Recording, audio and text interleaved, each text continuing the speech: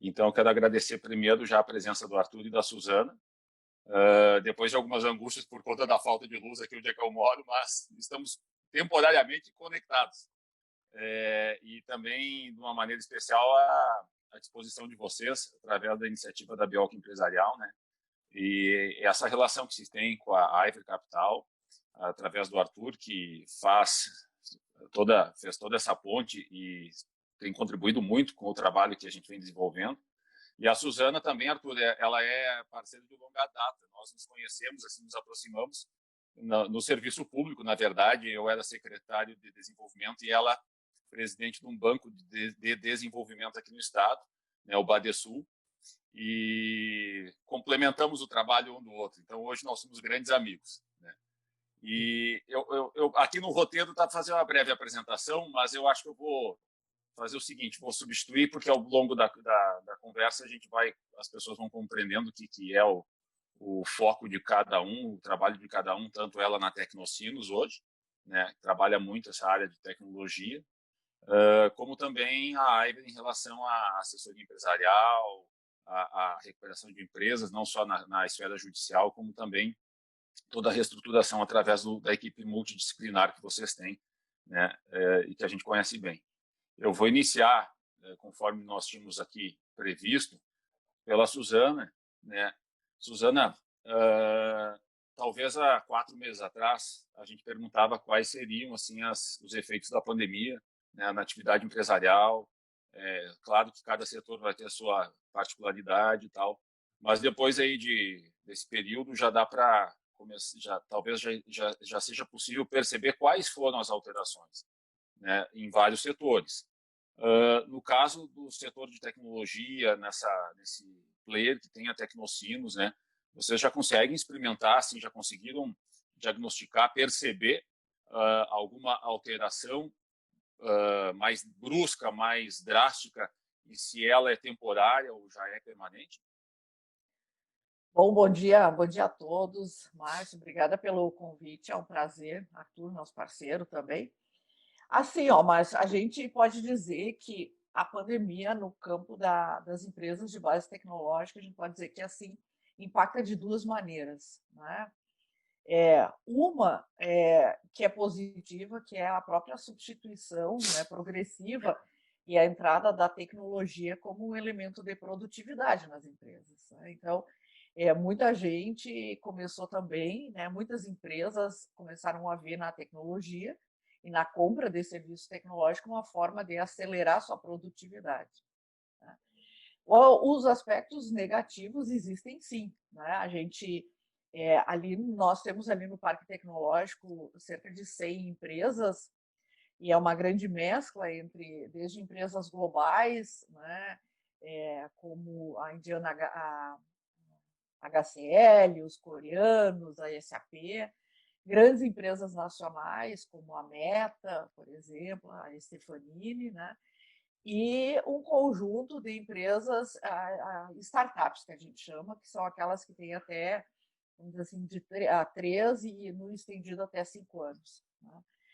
Os impactos, assim, eles vão desde aquelas empresas que estão e que vieram, né, no seu nascimento, aí eu falo mais especificamente nas startups, né, que são empresas que na fase inicial da sua vida elas possuem pouco capital circulante, elas são curtas de caixa, né, porque elas investem muito em tecnologia, para colocar o produto dela no mercado, existe um investimento que suga elas, né, e a gente sabe, ao longo da história do país, o quanto que isso é difícil tu obter como capital de terceiros para isso, né, de forma continuada e programática, né. Então, assim, a falta de capital, especialmente capital de giro, faz com que muitas dessas pequenas empresas até não sobrevivam, né? A gente, ali no próprio parque, a gente tem empresas bastante, das startups, bastante assim, já maduras, que estão passando bem.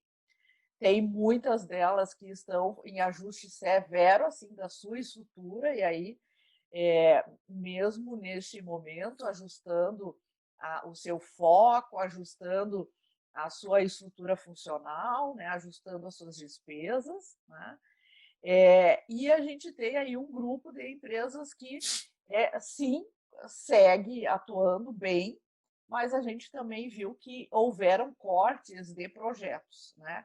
É muito normal no nosso universo as empresas trabalharem por projetos, né? Então como elas, várias delas são de serviços tecnológicos, né? Então alguém compra um pacote de serviço tecnológico dessa empresa, né? Então e isso a gente vê, né, como uma medida, de outro lado, uma medida de contenção, talvez, da empresa que estava demandando, né, e isso, obviamente, afeta. A gente sempre tem dito assim, né, esse é o momento de estar muito de olho no caixa, que é onde a gente vai sobreviver, né, onde a gente vai conseguir existir o nosso CNPJ depois de amanhã, mas a gente não pode se desprender desse momento também de pensar a estratégia da empresa, né? Então, sim, né, existe um impacto, né? A gente ainda não consegue, sabe, Márcio, mensurar de forma direta o tamanho disso, né? Mas verdade é que as nossas empresas elas têm um histórico de crescimento muito acima da média das empresas de outros setores, né? Assim, ó, nos últimos 3 anos, a gente, com toda a crise que o Brasil passou, essas empresas cresciam entre 20% e 30%. Né? Então, elas tinham um crescimento Muito muito, grande, né? muito grande. Né? Então, o que a gente vê é que esse ano isso vai recuar. Potencialmente, a gente talvez tenha um crescimento assim orgânico ou marginal, né? Mas muito aquém daquilo que a gente poderia dar. Né? A gente tinha muita esperança nesse ano, né, Márcio? Porque era o Claro. ano assim, que todo mundo já estava entendendo como da saída da crise, né? Aquela crise que arrastou o Brasil aí durante 10 anos. Durante 10 anos o Brasil cresceu 1,2% do seu PIB, né? Isso é nada, né? Então, a gente tinha muita esperança nesse ano. E, infelizmente, quando a gente estava lá nas vésperas de entrar no feriadão de carnaval, ninguém imaginava que É. hoje estaríamos aí há 100 dias, né, trabalhando no remoto, numa outra estratégia, muitos empreendimentos fechando, né? E a gente passando por tudo que está passando. Ô, Suzana, vou aproveitar, deixa, porque a gente percebe, mesmo tu trabalha num setor mais específico, né, setor de base tecnológica, algumas mudanças já são perceptíveis e outras, nós ainda vivemos essa fase de adaptação pela demanda, mercado e tal, por mais que sejam empresas de tecnologia. E eu vou passar a bola para o Arthur, porque talvez ele tenha uma percepção mais ampla em relação a esse momento, não só nesse setor. E também pelo histórico, né, Arthur? Porque vocês já vinham fazendo um trabalho de reestruturação de empresas cotidianamente, a Iver tem um know-how nisso. E qual é os impactos que vocês percebem que trouxe nos clientes, no trabalho da Iver, né, depois de aí mais de 3 meses já de pandemia, de coronavírus e os seus efeitos econômicos? Olha, Márcio, bom, em primeiro lugar, bom dia, Suzana, Bom dia. bom dia aos participantes. Ah, o setor industrial no Brasil ele vem passando por um recuo dentro do produto interno bruto. Então, não é demais dizer que o país está se desindustrializando já há muitos anos. A atividade industrial certamente vem sendo sacrificada historicamente, tá? Nos últimos anos, decorrente do processo de globalização, enfim. Ah, acho que acho que a gente poderia falar fartamente sobre isso, mas não é o objetivo. O fato é que nós já saímos de uma base muito complicada. Nós, os empresários, especialmente os empresários industriais, já vinham passando por uma sucessão de ajustes.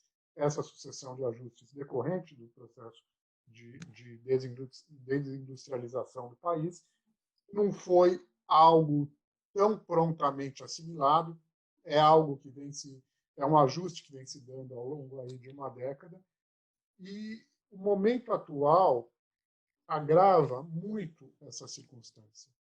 Apenas para a gente ter uma ideia de grandeza, o PIB, há projeções que falam de uma variação negativa de 7% até uma variação negativa de 10%. qualquer que seja o número nesse range, certamente o panorama ele não será bom, ele será péssimo. Quer dizer, nós estamos em um momento marcante, diferentemente das empresas de tecnologia que já foram concebidas num universo diferente. As empresas comerciais e industriais já vinham se debatendo com alguns dilemas. Nesse sentido, nós temos uma retração do PIB muito intensa, isso deságua num aumento do desemprego, estima-se que saia de 11 ponto alguma coisa para 18, 19% da força de trabalho. Isso certamente vai impactar no que o Márcio falou, na demanda. Então, haverá necessariamente menos demanda para toda a economia. E o setor industrial e o setor comercial, que, repito, já vinham com alguma necessidade de ajuste, essa necessidade vai se aprofundar muito. O panorama ainda não é mensurável, ainda há muitas variáveis. Agora, há um risco bastante grande de que os empresários não consigam se aperceber da gravidade do momento e não façam um ajuste muito aprofundado nas suas operações, porque uma circunstância de tal magnitude negativa demanda ações muitíssimo enérgicas. Acho que ao longo do tempo da live a gente vai falar sobre capital de giro e como efetivamente tratar isso, eu não quero me antecipar aqui, mas haverá uma necessidade de um ajuste profundo antes até da obtenção desse capital de giro, antes até de trazer esse dinheiro novo para os negócios. Viu, Arthur? Inclusive, eu estou recebendo aqui algumas perguntas, eu já vou deixar consignado essa, né, sobre o capital de giro, que o Henry, que também é um amigo meu da Suzana, e que tem envolvimento não só da sua como empresário, né, mas todo um setor que ele sempre teve funções de representação, ele questiona para que depois a gente aborde isso, né? As dificuldades daquilo que foi anunciado e não chegou, não aconteceu, né? Mas antes de passar para essa fase, que eu acho que talvez seja a principal, né, da nossa conversa hoje, eu também tenho que fazer uma adaptação, porque geralmente eu não sou anfitrião nesse mundo virtual, eu acabo tendo que responder aquilo que eu estou lendo aqui, né, como questões.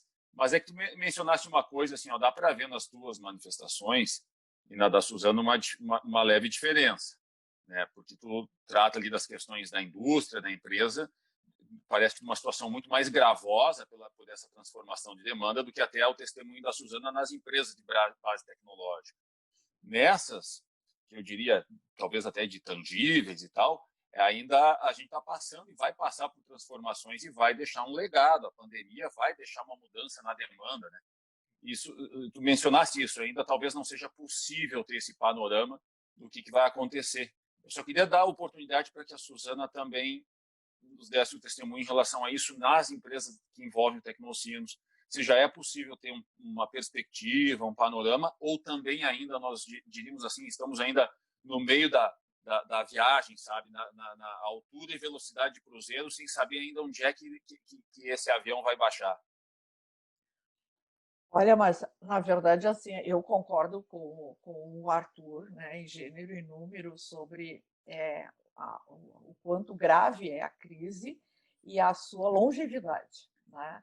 Porque essa é uma crise que ela tem um componente extremamente novo, né, que é essa externalidade, que é uma coisa que a gente não tem domínio, né? Então, hoje de manhã mesmo eu estava olhando as notícias e a gente via já se falar sobre a abertura ou não dos empreendimentos até setembro, né?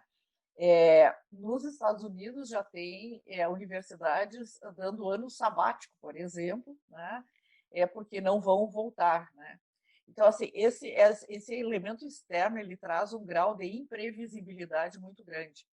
Obviamente, a saúde das empresas, ela está o tempo inteiro ligada ao tamanho dessa crise e à sua profundidade, né? Então, tu tem dois elementos, né, que são, assim, quase que externos, né, de tu tratar dentro do teu empreendimento, né? Um é quanto tempo ela dura, e o outro é quão profundo vai ser isso, porque, na verdade, as próprias medidas que são tomadas, e nós também estamos afetos, viu, Márcio?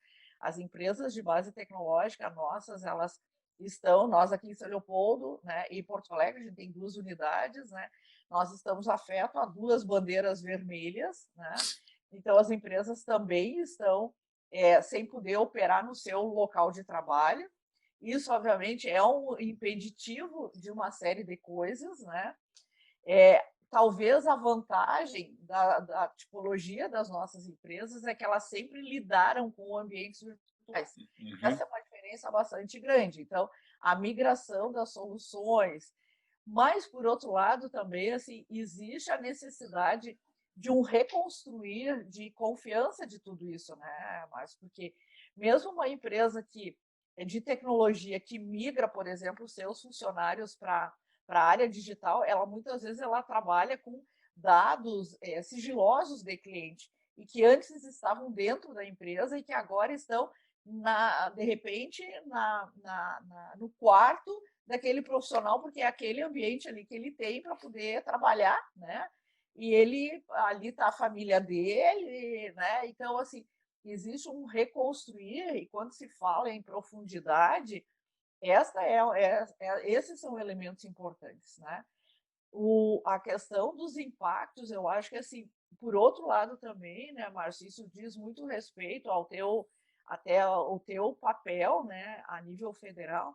Eu acho que alguns avanços foram importantes nesse momento, né, de se acontecer e conseguir se flexibilizar, ajudar as empresas, pelo menos naquelas medidas com relação a relações do trabalho, acho que foram bem significativas. Efetivamente, a gente teve muito mais e tem muito mais dificuldade no campo do financiamento, que esse campo aí eu conheço bem o que é, né? Tu atuar nisso ali, né? E é complicado mesmo, né? Então, assim, ali no Tecnocinos a gente nota assim movimentos bem concretos, do tipo assim, nós temos empresas hoje que falam em redução de espaço, né? Nós temos empresas que estão vindo para nós em função, né, de reacomodar suas estruturas, né? Porque a pandemia também trouxe, né, aquilo que o próprio Arthur falou, né? É o momento da empresa olhar para suas entranhas, né, e fazer um grande ajuste de profundidade, porque a gente não sabe quanto tempo. E o legado no final, ele tem que ser uma resultante desse NPJ ativo, né? Então, para tu fazer com que isso aconteça, né, não é simplesmente, não são só atitudes, né, vamos dizer assim, de superfície que vão te levar a isso. Então, as empresas estão, sim, tendo que olhar de forma, mesmo as de tecnologia, porque o mundo mudou, sabe, Márcio? Assim, abriu-se, é inegável, por exemplo, ali no parque, abriu-se uma janela de oportunidades para aquelas empresas que mexem com tecnologia para a saúde. Abriu-se uma janela de oportunidade neste contexto, porque fazer tecnologia para a saúde antes era muito complicado, porque não tinha quem comprasse as soluções, né? Hoje, um dos elementos da solução da pandemia vem através do uso intensivo da tecnologia. Então, abriu-se, pois nós temos várias empresas que trabalham com sistemas de gestão, né, para restaurantes, para pagamentos, essas estão com uma janela aberta de oportunidades, porque elas estão exatamente remando nessa maré de tu ter que migrar todos os empreendimentos que não e todos os teus processos gerenciais que não eram virtuais para o virtual. Então, abriu-se uma janela de oportunidade. Agora, é inegável, né, que existem também empresas que estão realmente sentindo o tranco, onde aqueles setores, por exemplo, que são fornecedoras para setores tradicionais da economia, né? Esse setor tradicional da economia, ele se vê margeado na sua demanda, né? Ele encolheu, obviamente, né? Se ele não tem o investimento em tecnologia como uma questão estratégica, ele, inclusive, ele revisa o projeto, né? Então, é verdade, sim, isso todas as empresas estão fazendo. E eu diria o seguinte: como a gente não conhece nem a longevidade e nem a profundidade dessa pandemia, né, dessa crise que nós vamos enfrentar, né, é importante que seja revisto. E mais, né, Márcio? Não é assim, encontraram a vacina do coronavírus, agora não vai ter mais, a gente vai, graças a Deus, vai migrar para outros sistemas lá não precisa mais ter toda essa coisa do distanciamento social. A crise ela vai ser remanescente. Então, vai ter uma crise pós-pandemia muito importante e as empresas têm que estar preparadas para essa crise pós-pandemia. Esse que é o importante. Suzana, eu vou me policiar para não inverter os papéis aqui, tá?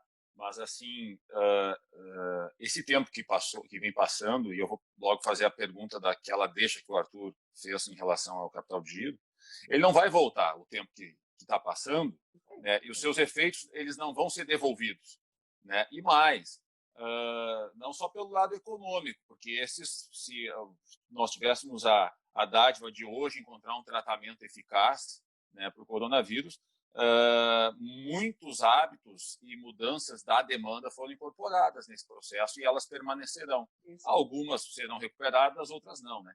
Então, eu não tenho dúvida que a pandemia ela também foi um catalisador dessas transformações, né? E que a sua ultrapassá-la não vai devolver as coisas como eram. E isso não é uma notícia totalmente ruim, porque, na verdade, oportunidades se abrirão e o mundo sempre aconteceu dessa forma, né? Talvez de uma maneira um pouco menos abrupta. Nem sempre, mas no cotidiano. Aí eu vou passar para o Arthur aquilo que o Henry perguntou aqui há pouco e que o Arthur mencionou. Hoje, eu também sofro isso na minha atividade pública, Arthur, que a demanda, talvez emergencial, né, pelo giro, pelo capital, porque o faturamento caiu, o consumo diminuiu em determinados setores. Curiosamente, eu me relaciono com vários, alguns aumentaram. Tá? Eu tive testemunhos na área industrial, em bem de capital, que nunca se faturou tanto como agora vai fechar esse mês aqui, amanhã ou depois. Mas nós corremos para aquilo que é o mais urgente, que é o giro, o capital do giro. Olha, eu recebo no WhatsApp, sinceramente, dezenas de mensagens por dia, né, tratando desse assunto, não no sentido de particular, mas a gente percebe que há um problema sistêmico aí nesse acesso.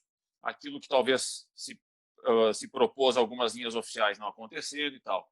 Eu vou te passar duas questões que, para mim, assim, também são genuínas. Eu também me questiono. O giro por si só, né, como fazer, né, como buscá-lo de maneira resolutiva. E a segunda parte, que eu acho que para mim é a mais curiosa. Se nós tivéssemos uma crise de natureza meramente econômica, talvez essa fosse a única preocupação. Mas hoje, se ele for alcançável, isto por si é o suficiente, né?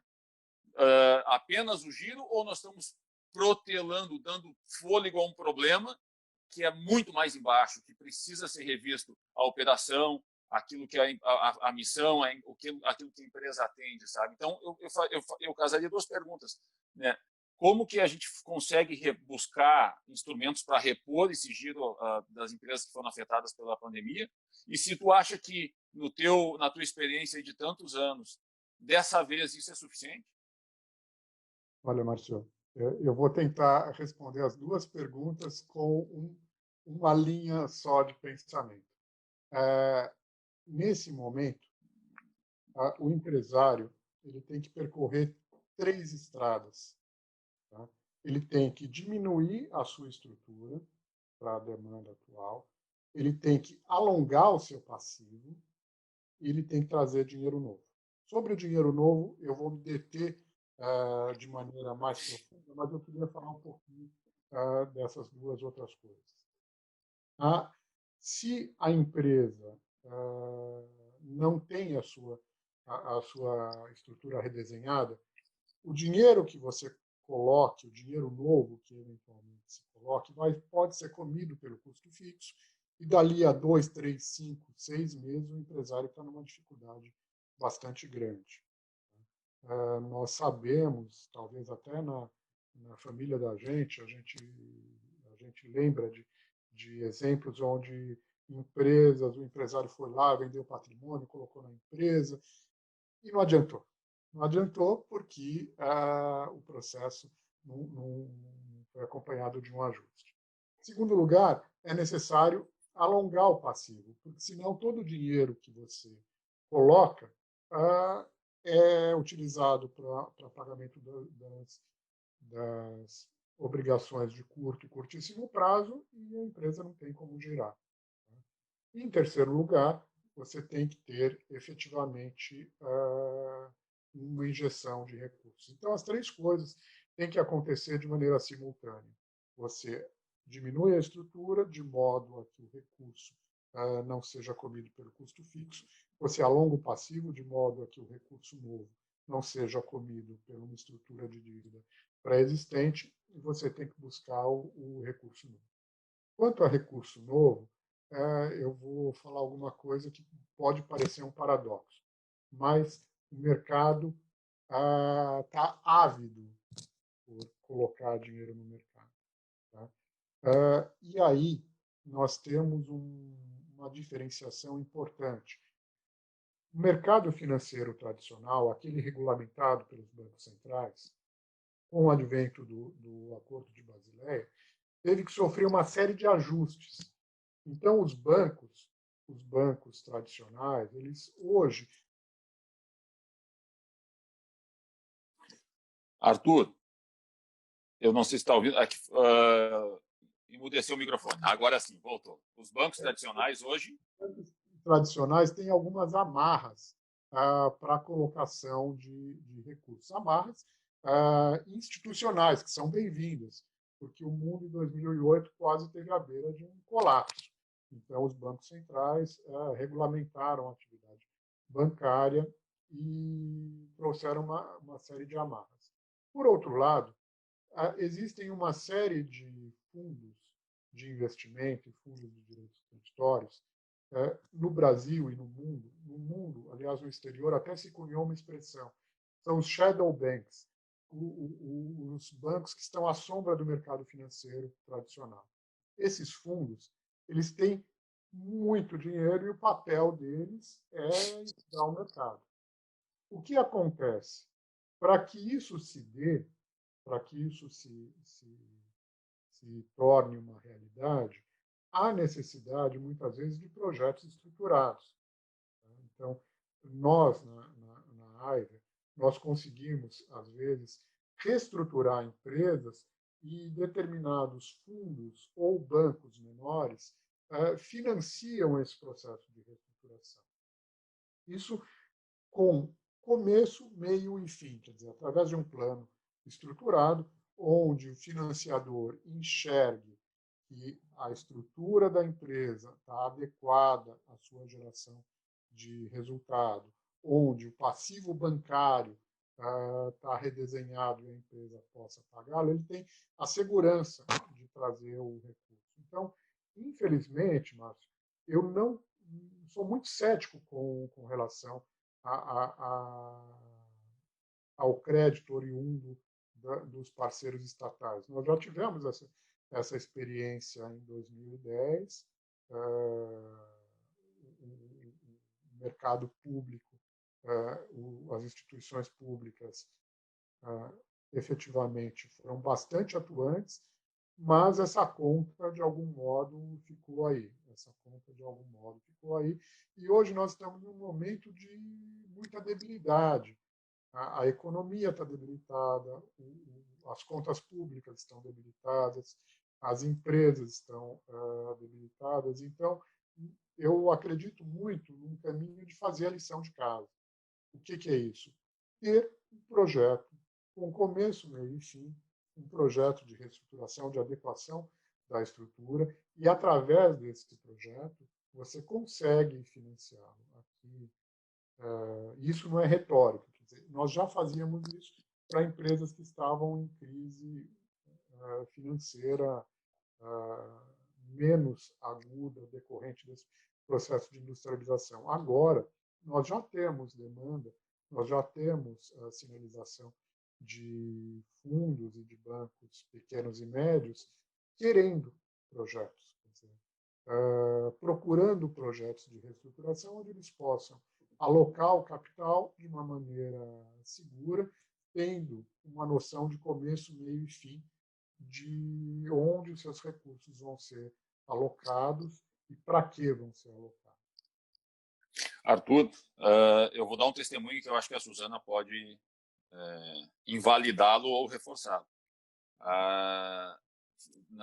Quando tu mencionaste sobre as dificuldades da tomada do crédito única e exclusivamente do giro, né, a sua disposição tanto estatal até quanto privada, por causa, e ainda mais num cenário incerto por conta de risco e crise, eu lembrei sobre uma realidade que nós vivíamos quando a Suzana era presidente da agência do Banco de Desenvolvimento aqui do Rio Grande do Sul, eu era presidente do conselho.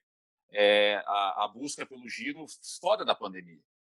E eu sempre falava para as pessoas, né, que era o crédito difícil porque ele entendia outras dificuldades. A empresa que se descapitalizou, ela passou por algo que talvez naquela circunstância, eu diria, normal, poderia ter sido evitado e tal. Mas também uma coisa que a gente via na época, Suzana, é que isso era mais viável, né, quando se tinha um projeto de investimento. Então, fazia uma operação associada, né? Hoje, talvez esse investimento nesse cenário tão difuso, tão incerto, ele tenha sido substituído pela reestruturação, pelo pensar do negócio, né? Porque, tu disseste bem, a gente viveu isso lá em 2008, inclusive, quando veio toda a crise mundial e que aquilo que nós queríamos fazer nas operações, nós não podíamos, porque a gente também tinha limitações de regulamentos, afinal de contas, a gente não podia botar em risco um patrimônio, no caso, né, inclusive público. Eu falo isso porque eu acho que todos nós, tanto profissionalmente quanto, no meu caso, na área pública, a gente sofre essa enxurrada de aflição por parte de vários empresários, né, e que muitos estão dispostos a fazer aquilo que tu mencionaste, esses três, né, caminhos para poder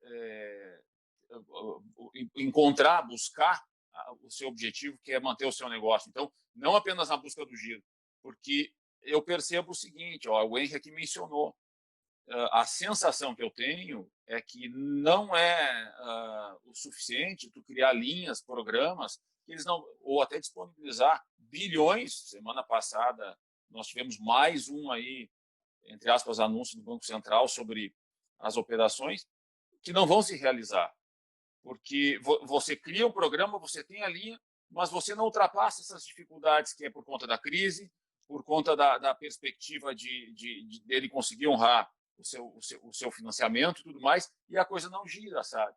E então a gente acho que é uma solução conjunta, ela é muito mais complexa do que simplesmente uma operação, né, para tapar o furo do caixa. Isso, há um mês atrás, era difícil eu perceber as empresas compreenderem isso, porque ele estava soterrado por algo totalmente imprevisível. Hoje a pandemia já não está mais no imprevisível, ela já tá consolidada na vida do empresário, e talvez ele esteja mais apto a compreender isso de uma maneira um pouco mais complexa, mais estruturada para resolver o problema dele, né? E aí acho que em parte tu já respondesse aqui a pergunta, inclusive, do Henry. Eu só queria fazer aqui para a Suzana, tinha elencado algumas questões. É assim, além do giro, né? Suzana, no teu setor aí da Tecnocinos, nas empresas de base tecnológica, até porque talvez nem seja uma questão de giro, muitas são empresas grandes, são empresas mundiais, se consegue identificar talvez o principal problema, dificuldade, depois desses 4 meses quase de pandemia, ou cada uma respondeu com alguma particularidade, entendeu? Existe um problema comum no setor ou não? Eu acho que a questão o problema mais comum é assim, é uma uma perda de dinamismo. Esse é o problema comum, né? As empresas estavam preparadas aí para uma rota de crescimento, né? A nossa expectativa era das empresas crescerem em torno de 30%, e agora a gente está torcendo para que a gente consiga terminar o ano, né, não muito diferente do que foi o ano passado, né? E provavelmente vai ser a menor do que o ano passado, né? Então, assim, isso é uma evidência, né? Então, assim, o não crescimento ele gera, obviamente, ajustes, já era uma das coisas bem efetivas, né, Márcio? O nosso setor é um setor que tem uma busca por recurso humano continuada, por exemplo. Hoje a gente vê pontualmente isso acontecer dentro de algumas empresas, né? E a gente vê empresas que efetivamente tiveram que demitir pessoas, né? Então, assim, depende muito do segmento de atuação que estão vinculados, né? Eu queria dar uma contribuição também nessa questão, assim, da questão do recurso não chegar na ponta. A minha percepção, sabe, Márcio, eu até mandei quando estava assim, desenhando esse projeto, especialmente de recursos para a pequena empresa, e já tinha passado no Congresso, ia para o Senado, eu até mandei para alguns senadores do meu relacionamento algumas contribuições, porque eu vejo que essa questão de recurso nesse momento ela tem que ser encarada de uma forma muito diferente, né? Não, nós não podemos conceber de que recurso para a empresa neste momento seja um recurso da mão para a boca, entendeu? Que é aquela coisa para satisfazer o que ela está precisando hoje. E dizer isso significa você ter que olhar, né, o sistema financeiro de uma forma diferente, né? Não adianta, na hora do empresário ir buscar recurso, a empresa, tradicionalmente, a instituição financeira vai buscar garantias. Então, você tem que criar um formato, né, primeiro de análise de projeto dentro do sistema financeiro, né, diferente. O nosso setor de tecnologia já é difícil, porque a gente trabalha, nós não compramos tanta máquina, a gente não faz prédio, já é diferente, né? Então, imagina nos tempos de hoje você buscar recursos. Então, primeiro, tem que ter uma análise um pouco diferente, porque tu colocaste uma questão que é muito importante, né? Essa é uma crise que ela não é uma crise simplesmente do capital de giro para o curto prazo, é uma crise de sobrevivência desse negócio no longo prazo. Uhum. Né? Então não adianta dar um dinheirinho hoje, porque ele vai ser comido pelo capital, pelas questões emergenciais da empresa.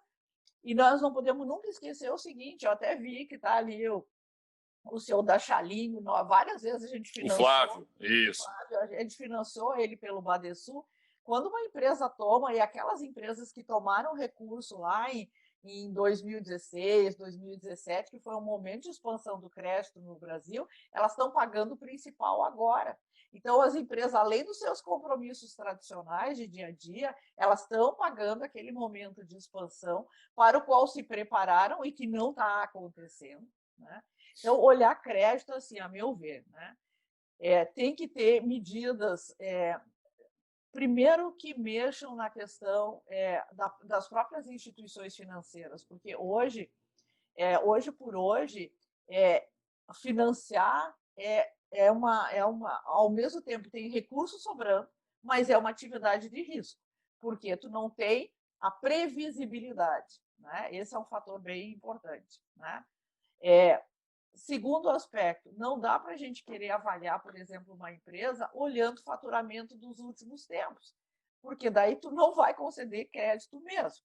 Nem tampouco se tu for naquela lógica de pegar e exigir as certidões negativas, que agora até em alguns casos estão até suspensas, né? Porque não vão ter, porque a empresa teve que... Imagina a empresa que parou, teve que parar de trabalhar, o que ela vai pagar primeiro? Ela não vai pagar imposto. Ela vai pagar a comida do seu funcionário, ponto. Né? Ela vai pagar aquele carinha que vive dela, que depende dela obrigatoriamente. Segunda coisa, assim, capital para as empresas nesse momento tem que ter carência grande, não pode ser carência de um ano. Não vai fazer a mínima diferença um ano. né, numa pandemia com efeitos dessa natureza, tem que ter carência aí no mínimo de 2 anos, 3 anos, e plano de pagamento não de 5 anos ou de 4 anos, tem que ser no mínimo 10 anos.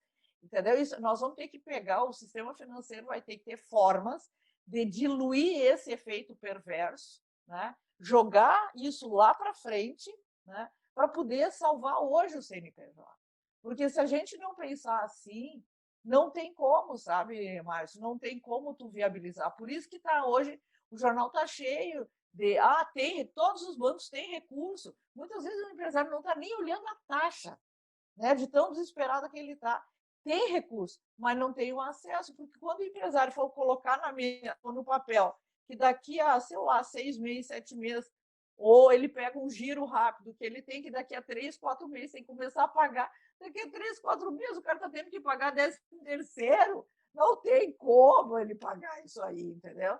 Então, assim, pensar financiamento nesse momento, e isso é para empresas de base tecnológica, para as outras também, é pensar numa proposta estrutural diferente de financiamento. Não é da maneira como a gente está pensando hoje, infelizmente. Suzana, as coisas complementam, né? É basicamente por um outro viés, mesmo que seja nessas operações dos bancos, o que o Arthur estava dizendo, né? A simples tomada, aquela eu diria assim, para solver esse problema, ela não está acontecendo, dificilmente vai acontecer. Eu recebi aqui, no nosso chat, uma pergunta sobre o Pronamp, tá? Que nós votamos lá em Brasília e tal. Não, o percentual de operacionalização dele é desse tamanho. Por quê? Porque tu tem um risco, né, que tu só vai mitigar ele através de medidas, não é nem acessórias, elas são principais, mas complementares a essa operação. Porque senão não basta tu ter o recurso disponível, ela não vai acontecer. Nem no público e no privado. No privado, porque tu coloca em risco a operação, e no público pelo mesmo motivo, com outras consequências. Não é por ser público que você, né, vai conseguir negligenciar, né, determinados quesitos de uma operação financeira. Então, eu tenho várias perguntas aqui que acho que, de uma maneira ou outra, a manifestação do Arthur já contemplou, a da Suzana também, né, de maneira complementar. E até o Henrique está dizendo, Suzana, que fosse perfeito, né? Porque ou tu salva o CNPJ, ou isso que nós estamos discutindo aqui não existirá mais. Nós temos um acordo aqui, que essa nossa reunião duraria, essa nossa conversa, 1 hora. Eu percebi que nas perguntas que foram encaminhadas, muitas pessoas mandando aqui um abraço e tal, e eu não li para não interromper, porque senão a gente ia ultrapassar o tempo proposto. Mas eu acho que dá para deixar alguns minutos aí para tanto o Arthur quanto a Suzana, algum ponto, né, que tenha passado, que a gente tenha mencionado e que possa ser reforçado. Os últimos conselhos aqui em relação a quem está acompanhando, que eu percebo que tem, a Suzana mencionou o Flávio lá da Xalingo, o Henry, outras pessoas aqui que exercem atividade empresarial, alguns que eu já tenho conversado até já há algumas semanas, né, que a gente convidou para acompanhar a nossa conversa hoje. E para todos aqui, acho que é uma oportunidade de ouvir os convidados. O Márcio, eles escutam quase toda hora. Arthur, disso que a gente mencionou, o que tu reforçaria, alguma sugestão aqui para finalizar, né, para que a gente possa encaminhar aqui ao nosso fim? Olha, eu concordo plenamente com as manifestações que a Suzana foi perfeita no que falou, mas de uma maneira muito prática, eu sou cético com relação a uma modificação tão grande assim, na estrutura de concessão de crédito. Eu sou muito cético. Eu sei como o Banco Central normatiza o processo de concessão de crédito, comitês, enfim. Eu acho que isso não vai mudar. Eu acho que definitivamente isso não vai mudar. E para o empresário que está nos assistindo, ou para aquele empresário que precisa efetivamente fazer o que é necessário para aquilo que a Suzana falou, manter o CNPJ vivo, na minha avaliação não tem outra saída senão estruturar um projeto de reestruturação tá? Levá-lo a alguns players de mercado que podem fazer a concessão de crédito de uma maneira adequada e o projeto, se tocado por gente competente, o projeto é a garantia. Quer dizer, o projeto acaba sendo a governança corporativa dessa empresa que está em crise. Nós, por exemplo, e aí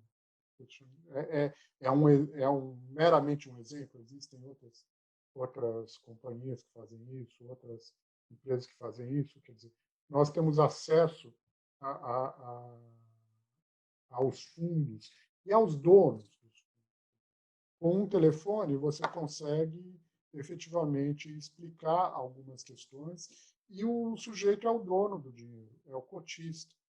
Se ele der dinheiro errado, ele perdeu, não há risco sistêmico. Então, o processo decisório é muito mais simples, o processo decisório é muito mais rápido e muito mais ágil. Infelizmente, eu penso que a saída é pelo crédito público. Eu não vejo os bancos, aliás, a saída é pelo crédito privado. Eu não vejo os bancos com a capacidade, com o ânimo e com a liberdade de fazer essa intervenção que a Suzana reclama. Eu acho que seria mesmo o ideal, mas na ausência disso,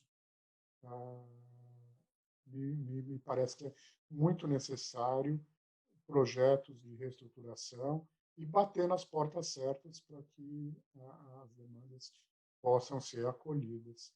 Obviamente, com um custo de mercado, mas é uma forma de viabilizar empregos, empresas e manter a geração de riqueza para a sociedade.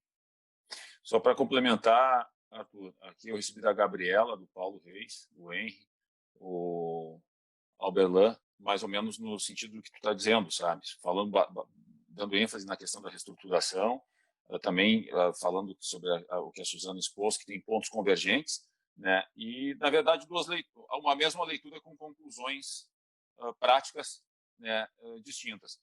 As dificuldades da operação daquilo que se chama linhas oficiais ou do sistema financeiro, mesmo que não sejam linhas oficiais, a sua morosidade, as suas exigências e o que isso gera e o que a gente pode fazer com isso, né? O que o Arthur está propondo, assim, ó, eu já não estou crendo que a gente tenha as transformações no tempo e na intensidade necessária nisso que é tradicionalmente conhecido, que opera esse sistema. Portanto, eu já trabalho uma outra hipótese, um outro caminho, porque senão não vai dar tempo. Ele não tem como aguardar.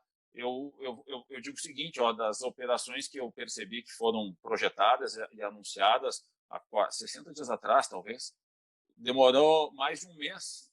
Aí, na minha atividade pública, a gente foi junto ao Ministério da Economia, reunião com o ministro, conversa com o Banco Central, para que saísse várias das regulamentações na semana passada. Isso, na vida do governo, é uma coisa, agora bota na vida da empresa. Em 60 dias, tu mata o negócio, se ele não tiver uma porta para sair, né? Ninguém fica sem ar 60 dias. Então, está bem compreendido. Suzana, para a gente fechar aí, eu estou um olho no relógio, porque eu falei 3 vezes da minha atividade pública. Como aqui nós estamos fazendo uma discussão sobre o viés aí, do trabalho de cada um na parte privada, eu quero cumprir o tempo, cumprir o horário daquilo que foi dito, né, daquilo que a gente ouviu, que ouviu do Arthur, das perguntas aqui, das manifestações, pessoal, ênfase em alguma coisa, alguma recomendação, algo que possa depois, se a gente encerra, dizer, pô, queria ter falado. É verdade. Acho que de vez em quando fica com essa sensação. Eu fico muito. Assim, eu acho que unindo assim as duas falas, né? Eu acho que este momento, quando a gente fala em passagem, né, por esse momento, né, a gente efetivamente tem as questões do cotidiano, né, que são difíceis, que a gente tem que enfrentar, né? Mas a questão, quando se fala em reestruturação, a gente não pode prescindir, né, da palavra aí, e ela tem que estar presente, da palavra planejamento e futuro, né? Então, um trabalho, eu acho que assim que é extremamente conveniente a ser feito neste momento é pensar a empresa para este novo momento, né? Olhar essa empresa, né, primeiro num ajuste necessário que ela tem que fazer para perpassar esse momento, mas não só sobre a ótica, né, da sua estrutura financeira, né, mas sim pensar também, né, o que ela como empresa vai ser daqui para frente, né? Então, é um momento também que a gente sabe que isso é muito difícil e a gente sabe que, via de regra, o empreendedor, quando está nessa situação, ele às vezes não consegue nem olhar, né? nem olhar para os lados, né? Porque ele é tão mergulhado no problema, mas pensar no empreendimento, quais é que são as novas saídas, né? Os novos produtos, como é que a empresa começa a trabalhar numa plataforma muito mais produtiva. E aí eu queria só colocar um dado assim, ó, Márcio. A gente nunca pode esquecer o seguinte, ó. Às vezes a gente se pergunta assim, por que quando dá uma crise nos Estados Unidos, 2 anos depois as empresas dos Estados Unidos já retomaram. Claro que tem uma alavancagem do sistema de governo dos Estados Unidos através de programas, essa coisa toda. Mas tem uma coisa que é inexorável e que é uma coisa que é um tema de casa nosso, e que talvez a pandemia nos traga como um legado, que se chama produtividade. A produtividade no Brasil, ela é 5 vezes menor do que a produtividade de um americano, né? Então, assim, esse é um momento que talvez um dos grandes nesse repensar, nesse reestruturar do negócio, as empresas tenham que sim pensar muito fortemente em produtividade, porque no final das contas, continuar competindo no mercado é você ter uma base sólida desse empreendimento, enxutinho, ajustado, com um produto bom de mercado, né? Obviamente, obtendo aí a maior rentabilidade possível, porque uma parte da nossa crise que foi que a gente veio nos últimos anos, a gente foi comendo, de alguma maneira, nós fomos comendo margem, né, de rentabilidade dos negócios, e isso fez com que a gente tivesse estrangulamento hoje de fluxo de caixa. Essa é uma verdade, está todo mundo ali no justíssimo do justíssimo. Então, assim, que empresa é essa que eu tenho que reconstruir, né, tá? Para ela olhar, né, esse futuro de uma maneira diferente, sobre novas bases. Porque eu também tenho certeza, hoje se fala do novo, o que é o novo, né? Eu tenho só uma certeza, que nós não vamos estar ou sair igual ao que nós éramos lá em janeiro e fevereiro. Então, tem que sair daí um negócio novo, né, reestruturado sobre novas bases de competir. E aí eu coloco aí, né, por final, não só o meu conhecimento, mas também o conhecimento todo das empresas ali do Tecnocinos, né, que também podem ajudar, né? Tem o trabalho extremamente importante de reestruturação financeira, que a Iver sabe fazer e já fez em várias empresas aqui do estado do Rio Grande do Sul, né, que eu acho que para muitas pode ser um elemento central para salvar o CNPJ nesse momento, né? Então, coloco tudo isso à disposição e assim. E também quem tiver interesse, né, de tomar conhecimento do que eu mandei lá para algumas pessoas sobre o que eu entendo de crédito ali, pode me escrever que eu mando as minhas linhas gerais ali. Não, Suzana, agradecer a ti e ao Arthur, né? É rico uma live, essa onda que nos ataca, ela jamais vai ser se propor ter um milagre, né? Mas eu acho que ela pode instigar e motivar algumas ações. Vocês dois mencionaram um ponto que não só na vida empresarial, em várias áreas é importante às vezes um olhar de fora, né, para que alguém possa medir aquilo que pode ser medido, pode ser melhorado, ouvir, porque quase que de uma maneira assim é inviável o que acontece, o natural. No momento de crise, a tendência é a gente se concentrar e se fechar ainda mais sobre os problemas, né? A gente percebe que isso acontece em todas as áreas, na área empresarial, enfim, em todas as áreas, muitas vezes a conduta natural não é aquela mais apropriada. Então, acho que a nossa conversa aqui hoje ela pode ajudar a instigar isso, né? Cada um tendo a liberdade de encontrar as ferramentas para isso, mas tomar essa iniciativa, porque muitos são os amigos que a gente conhece, que são assim milagrosos em relação ao que já fizeram, né? E que merecem esse incentivo para que tudo aquilo que foi feito não se perca. Então, quero agradecer aqui atrás, aí, além das manifestações, porque se eu fosse ler todas, do Ulisses, aqui o Alexandre, Bruna, enfim, eu ia ir longe, tá? O pessoal deu uma depurada, o Gabriel, a Jaqueline, e foi mandando no grupo do WhatsApp. E como eu tinha combinado do horário, então eu não quero descumprir, né? Mas eu vou assumir o compromisso de compartilhar com vocês, até para que, eventualmente, se precisar fazer alguma resposta, a gente faça. E agradecer, então, a vinda. Acho que o Arthur está em Porto Alegre.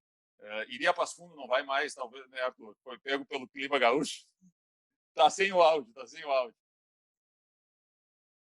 Estou avaliando ainda. Eu disse no início, eu hoje de manhã aqui fiquei sem luz, tá? Então eu estava durante toda a nossa conversa assim num receio. Eu moro em Porto Alegre, no extremo sul, tá? Quase chegando em Viamão. Eu estava num receio que fosse interrompida a nossa conversa. Não sei como é que está a Suzana lá, mas aqui vários amigos meus hoje aí no grupo de WhatsApp estavam dizendo, aqui está sem luz, está com água na frente da minha casa, então fomos bem. Então, só agradecer, tá? E em especial quem estava nos acompanhando. A Juliana aí também, ela ficou de prontidão caso a minha conexão caísse. E a quem mandou o recado, tá, pessoal? Então, muito obrigado aí, Arthur, Suzana. Um abração, mesmo nesse período ainda virtual, mas quem sabe logo a gente possa nos encontrar aí pessoalmente, tá bem? Até logo. Obrigada, Márcio. Foi ótimo. Valeu. Suzana. Bom dia.